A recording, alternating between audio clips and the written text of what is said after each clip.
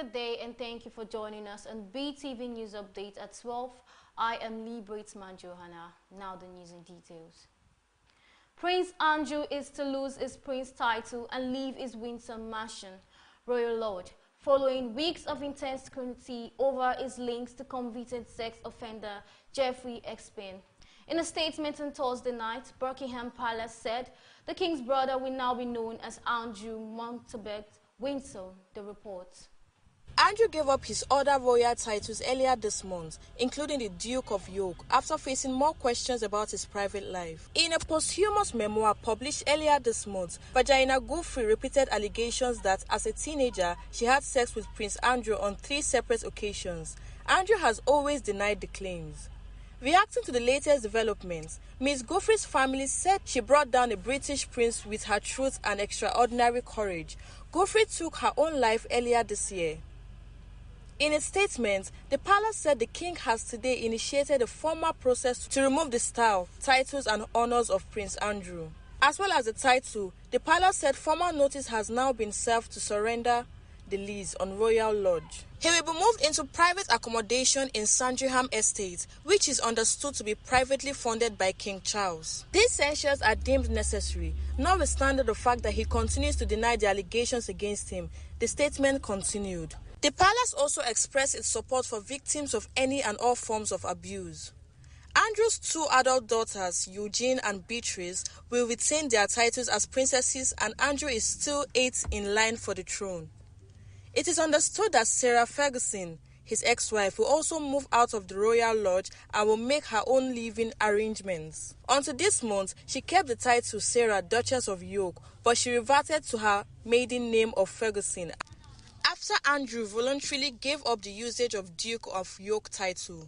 It is understood that the government was consulted on the decision to strip Andrew of his prince title and made clear it supported the decision. The stripping of Andrew's titles caps off a week of mounting pressure on the royal family. The scandal over his connections to sex offender Jeffrey Epstein was reignited by sexual abuse allegations in Ms. Giuffre's memoir. While Andrew has always strenuously denied abusing Ms. Giuffre, earlier this month, emails from 2011 re-emerged, showing Andrew in contact with Epstein months after he claimed their friendship ended. Details about Andrew's living arrangements have also come under the spotlight, with fresh questions being asked in recent days about how he is able to fund his lifestyle despite not being a working royal. Andrew has lived at Royal Lodge since 2004, after signing a 75-year lease deal the previous year with his landlord, the Crown Estate, which operates as an independent property company.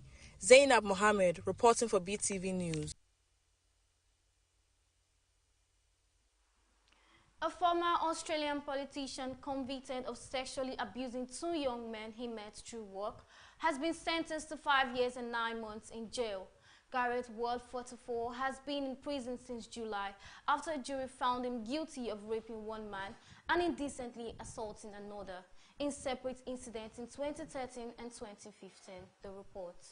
Ward represented the coastal town of Kaimar in the New South Wales NSW Parliament from 2011. He resigned as a Liberal Party minister when the claims emerged in 2021, but refused to quit Parliament and was re-elected in 2023.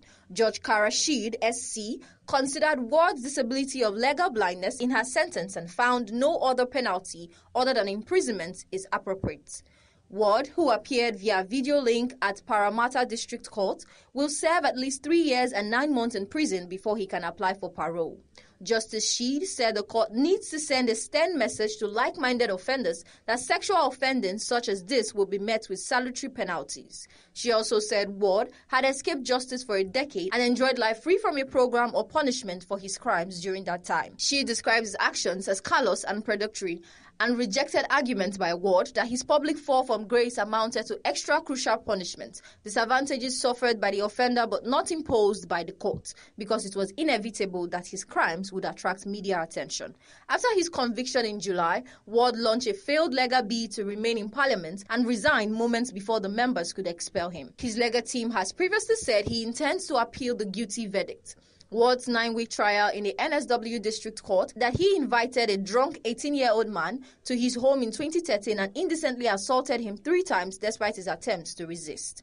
2 years later, he raped a 24-year-old political staffer at his home after an event at Parliament. In a victim impact statement, the then 18-year-old described how he turned to drugs and alcohol to cope after the assault and said he suffered frequent flashbacks. The then 24-year-old also described using alcohol as a form of self-medication and said the abuse had destroyed his dreams of entering politics. Ward had argued the 2015 rape didn't happen and that the other complainant was misremembering their encounter from 2013. But the prosecution argued that striking similarities in the accounts of the 2 men who did not know each other showed they were telling the truth. A jury deliberated for 3 days before returning the guilty verdict. On Friday, the judge noted that Ward had shown no remorse as he maintained his innocence, but nevertheless said he had good prospects for rehabilitation. Ward's resignation prompted a by-election in Kaima in September, which was won by the Labour candidate. Temitope Oluwafemi reporting for BeeTv News. The Trump administration has announced a sharp reduction in the number of refugees allowed into the United States, capping admissions at 7,500 for the next year and giving priorities to white South Africans, particularly Afrikaners. The move, published in the Federal Register, marks the lowest refugee limit in U.S. history and a major shift for President Biden's previous cap of 125,000, citing humanitarian concerns and national interest. The administration defended the policy despite criticism from refugee advocates and foreign governments, who argued it unfairly excluded other persecuted groups. The decision has reignited tensions with South Africa, whose government denies claims of white persecution and has accused President Trump of promoting racial bias under the guise of refugee protection.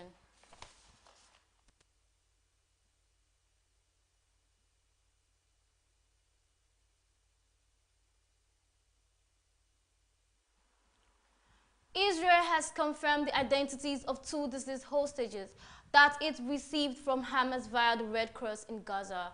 The bodies were identified as those of Amiram Kopa and Sahar Baruch, the Israeli Prime Minister office said on Thursday. Hamas had earlier said it recovered their bodies, the report. The government of Israel shares in the deep sorrow of the Kopa and Saha families and all the families of the fallen hostages, it was said in a statement. On Tuesday, the Israeli government accused Hamas of violating the Gaza ceasefire deal after the group handed over a coffin containing human remains that did not belong to one of the 13 deceased Israeli and foreign hostages still in Gaza. It said forensic tests showed they belonged to Ofil Safati, a hostage whose body has been recovered by Israeli forces in Gaza in late 2023. The Israeli military also released footage filmed by a drone that showed Hamas members removing a body bag containing the remains from a building in Gaza City, reburying it and then staging the discovery in front of Red Cross staff. The Red Cross said its staff were unaware that the body bag had been moved before their arrival and that the staged recovery was unacceptable. Hamas rejected what it called the baseless allegations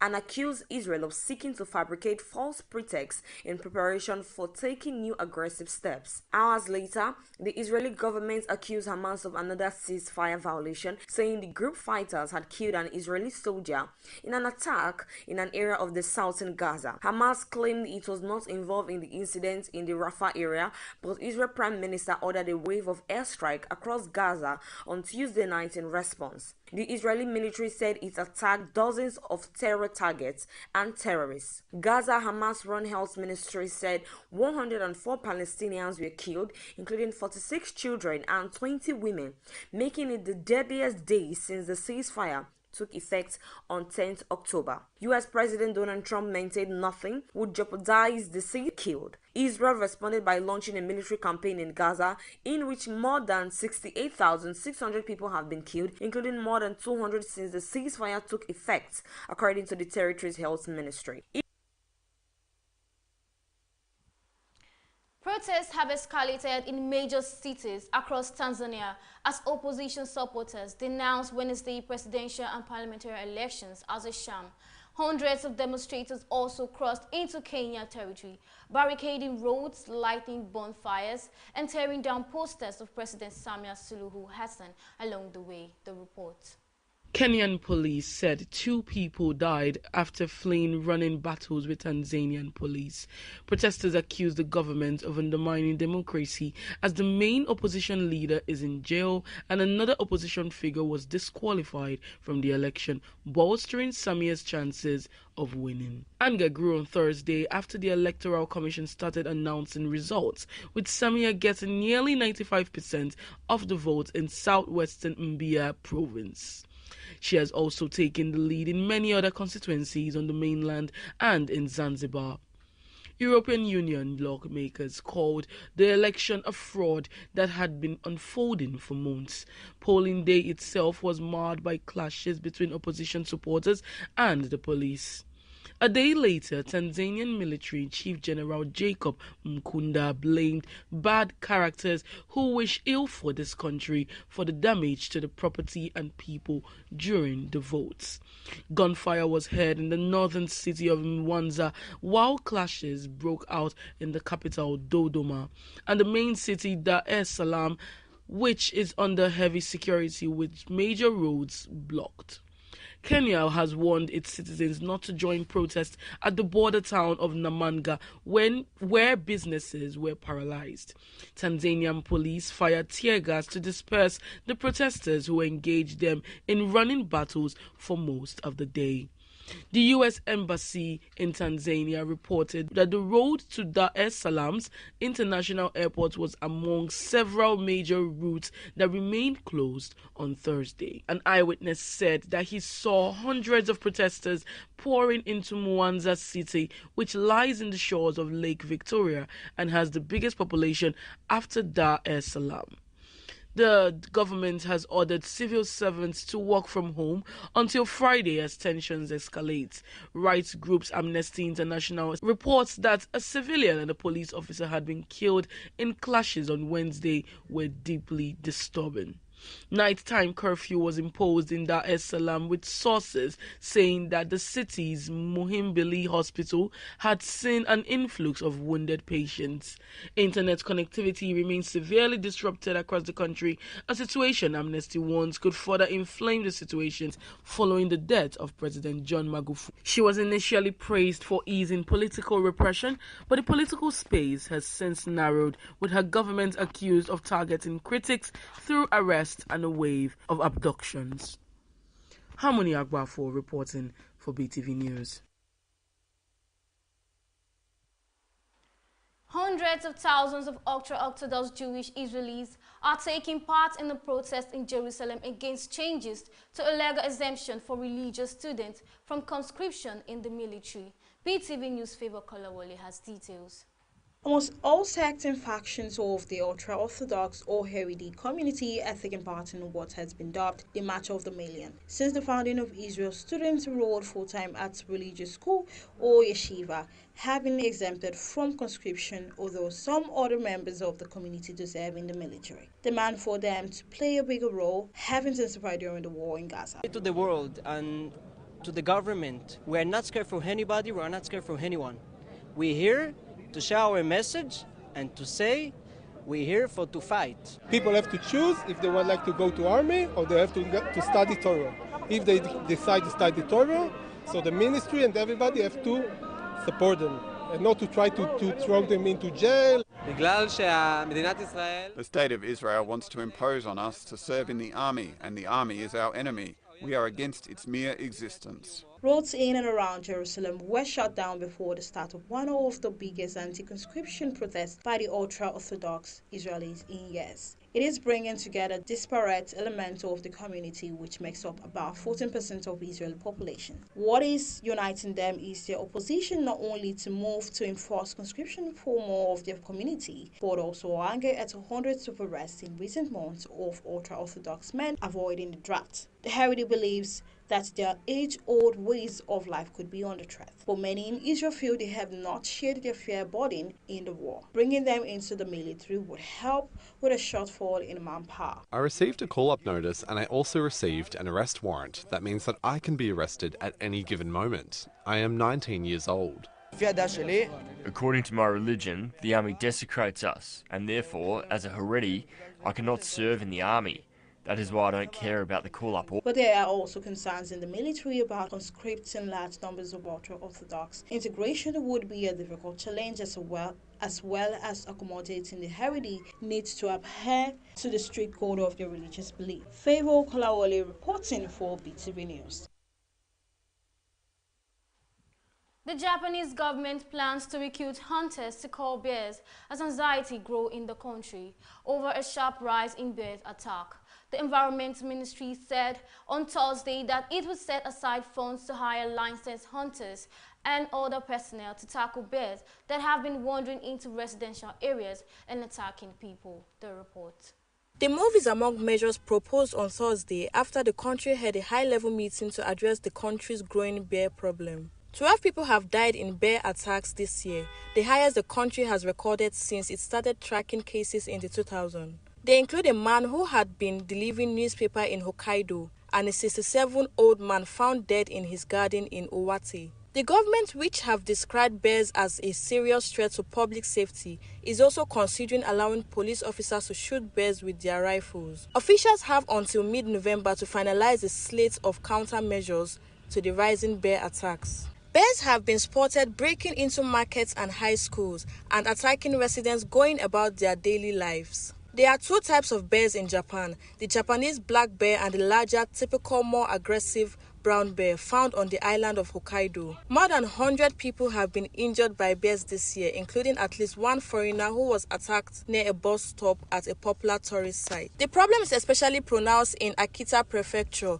home to large mountain ranges in northern Japan, which have the highest number of casualties. Authorities announced this week that Japan's self-defense forces would be deployed help in Akita government capture and repel bears. Under current laws, the troops are prohibited from shooting bears, but they can help bear hunters with trapping and transporting dead bears. Akita Governor Kenta Suzuki said that the people tackling the bear problem on the ground have become exhausted. Japan's hunters are aging and their numbers are declining, in line with the dwindling popularity of hunting the mammal, one sought after for their fur and bile. This has left population more vulnerable to attacks as bears increasingly wander into human habitats. Experts say the scarcity of beech nuts because of climate change could be driving hungry animals into people's residence. Declining populations in residential areas have also been cited as a factor. In September, Japan relaxed its gun rules to make it easier for people to shoot bears in residential areas. Zainab Mohammed reporting for BeeTv News. And now to business news.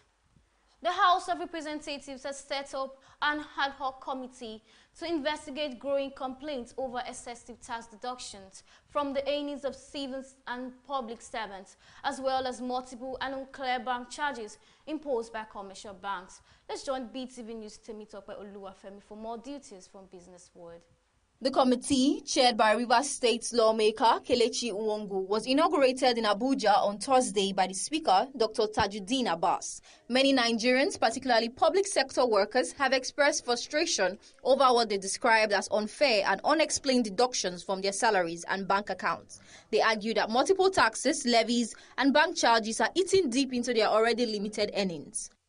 Manufacturers lament 1.4 trillion naira on sold goods, blame low government patronage. The Manufacturers Association of Nigeria, MAN, has raised alarm over the rising stock of unsold goods in the manufacturing sector, which climbed to 1.4 trillion naira in the first half of 2025, a 16.5% increase from 896.2 billion naira recorded in the second half of 2024. According to MAN, the surge in unsold inventory reflects weak consumer demand, low government patronage of locally made products, and the poor implementation of local content policies. Presenting the findings of the Quarter 3 2025 Manufacturers CEO Confidence Index and the 2025 MAN Think Tank report in Lagos, MAN's Director General Segun Ajayi Kadi and Director of Research and Economic Policy Dr. Oluwasegun Osidipe highlighted several challenges facing the sector. These include inadequate power supply, forest scarcity, and high exchange rates, high electricity tariffs, multiple taxation, and poor road infrastructure, all of which continue to stifle industrial productivity. The Securities and Exchange Commission, SEC, says Nigerians lose 316 billion naira to Ponzi schemes. The Securities and Exchange Commission, SEC, has revealed that Nigerians have collectively lost about 316 billion naira to Ponzi schemes and illegal fund managers over the years, blaming greed and ignorance for the persistence of such fraudulent activities. The disclosure was made by Abdul Rashid Dan Abu, a head of fintech and innovation at the Commission, during a journalist training program in Abuja, where he presented a paper on combating investment fraud. Dan Abu described Ponzi schemes as fake investment ventures that pay return to existing investors using funds from new entrants rather than from any legitimate business activity. The SEC reported 100 million naira each, now Alakt 235 million naira, G-Cycle Investment and Box Value Trading 400 million naira each, Yuan Don 900 million naira, Dan Tata Sources and Prof Koi 1.2 billion naira, Famzi Interbees 2.5 billion naira, Bara Finance 3.5 billion naira, Galaxy Construction and Transportation 7 billion naira, and MMM Nigeria, which alone defrauded investors of 18 billion naira. Other schemes including Nospecto Oil and Gas and several Wonder Works accounted for 106.9 billion naira, while the largest single case under investigation is estimated at over 174 billion naira. Timitokwe Oluwafemi reporting for BeeTv News. And in entertainment news, reality TV star Bella Okagwe has expressed support for a viral post that condemns physical intimacy before marriage. The post, which has sparked debates online, cautioned dating couples against engaging in acts such as kissing, smooching, or touching sensitive areas, stressing that such gestures should be reserved strictly for marriage. Let's join BeeTv News' Evelyn Zibili for more details. It's further stated, until you're married, you have no business kissing, smooching, or touching each other in sensitive ways. It doesn't matter if it's 3 days to your wedding, you are not married yet. Kissing is for marriage. By endorsing the post, Bella reinforced the message that maintaining boundaries before marriage aligns with moral and religious values. Afrobeat superstar Burna Boy has revealed that he feels more freedom living in Nigeria than in the United States. Speaking during his first appearance on Twitch with streamer Plague Boy Max, the Grammy-winning artist said that while America offers fame and comfort, he experiences a stronger sense of liberty in his home country. His statement has since gone viral, igniting conversations on social media about cultural identity, systemic inequality, and how African artists view the Western lifestyle. Nigerian influencer Priscilla Ojo has reacted to viral rumors claiming that her husband, Tanzania singer Juma Jux, lost his fashion store to protesters amid political unrest in Tanzania. Reports have circulated widely on social media alleging that the store was burnt down during demonstrations following the country's 10th presidential election. However, Priscilla took to Snapchat to clarify that while some items were stolen, the store building was not destroyed. A clarification came hours after the misinformation caused panic among fans. The couple recently returned to Lagos with their son following a lavish welcome home celebration hosted by Priscilla's mother, actress Iyabo Ojo. As of now, Juma Jux has not released any official statements, but Priscilla